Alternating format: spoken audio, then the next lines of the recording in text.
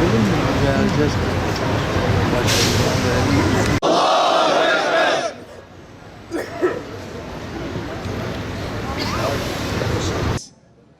İkiyüzlülüklerin zulmü azdırdığı zamanlar yaşıyoruz.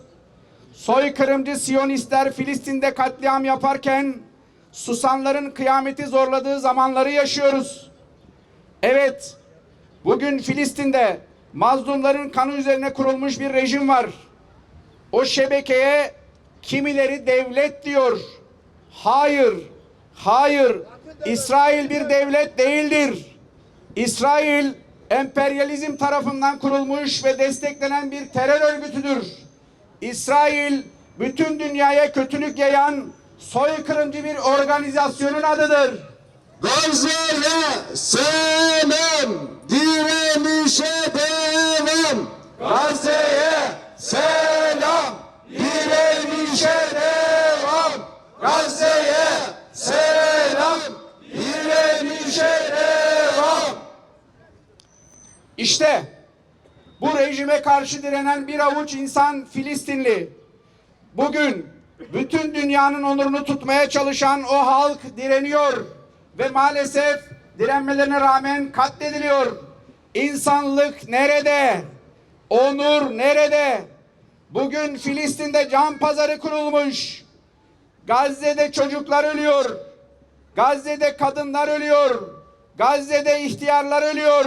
Gazze'de insanlık ölüyor. Kan üzerine yükselmiş Batı medeniyeti maalesef katille yine aynı safta yer alıyor. Ey insanlık neredesin? Ey insanlık neredesin? Dünyanın biz biliyoruz ve inanıyoruz ki Filistin'de kardeşlerimiz onurlarıyla şehit oluyorlar. Dünyanın kötülüğü ise geride kalanların yakasına yapışıyor. Yakasına yapışıyor. Yakasına yapışıyor. İsrail, Filistin'den defol. Katil İsrail Filistin'den defol. Katil İsrail Filistin'den defol. Aziz kardeşlerim, kıymetli Filistin dostları, şu vahşetin ortasında kan ve irinden beslenen Siyonistlerin söylediklerine bir bakar mısınız?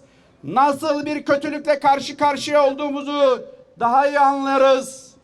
İsrail Savunma Bakanı çıkıyor ve diyor ki Filistinliler hakkında onlar insan değil hayvanlarla savaşıyoruz diyor. Kötülüğün görüntüsü durumundaki Netanyahu Gazze'yi dümdüz edeceğiz diyor.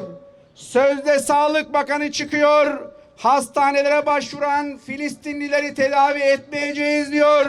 Hatta hastanede yatan Filistinliler infaz edilebilir diyerek kutsal bir mesleği terör aracına dönüştürüyor.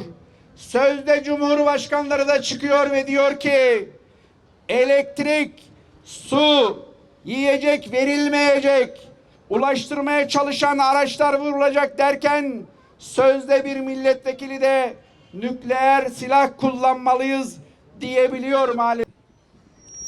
Değerli kardeşlerim, kıymetli Filistin dostları, her savaşın bir hukuku vardır. Bütün mahlukatta bir denge vardır bildiğiniz gibi. Fakat bu kandan, irinden beslenen örgüt vahşeti sınırlayacak hiçbir değere ve hukuka sahip değil maalesef. Bakın, insanlıktan çıkmış sözde savunma bakanları ne diyor? Askerler, dikkat edin, askerler her şeyi yapabilir. Yaptıkları hiçbir şey için sorumlu değiller. Yargılanmayacaklar diyor. ABD'li bir senatör çıkıyor. Bu bir din savaşı. Her yeri bombalamalıyız diyerek kötülük rejimine dini bir kılıf geçiriyor maalesef. Gerçekler bunlar aziz kardeşlerim, gerçekler bunlar. İsrail'e giden Amerika Birleşik Devletleri Dışişleri Bakanı, ben buraya Amerika Birleşik Devletleri Dışişleri Bakanı olarak değil, bir Yahudi olarak geldim diyerek bu din savaşı sözüne de destek vermiş oluyor maalesef.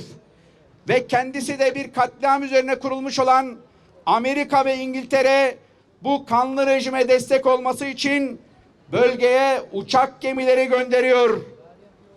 Fransa, Almanya başta olmak üzere Avrupa Birliği başkentlerinde de soykırıma destek açıklamaları geliyor peş peşe maalesef. Kendisi de soykırım üzerine kurulmuş olan Fransa gibi bazı ülkeler Filistin'i destekleyen eylemleri bile yasaklıyorlar. Bütün bu zeminde kim tanır uluslararası hukuku, kim tanır insanlığı ve insanı?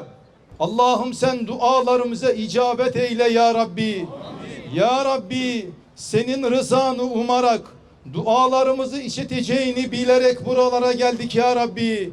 Ya Rabbi sen her şeyin sahibisin. Mazlumların sahibisin. Ya Rabbi sen bizim ilahımızsın. Her şeyi bilen sensin. Her şeyi gören sensin ya Rabbi. Ya Rabbi bugün dün olduğu gibi Hazreti Ömer'le fethedilen Kudüs, Selahaddin Eyyubi ile fethedilen Kudüs bugün işgal altında ya Rabbi. Allah'ım sen Kudüs'e özgürlük lütfeyle ya Rabbi. Amin. Gazze'ye direnişe bin selam. Bursa'dan Gazze'ye direnişe bin selam.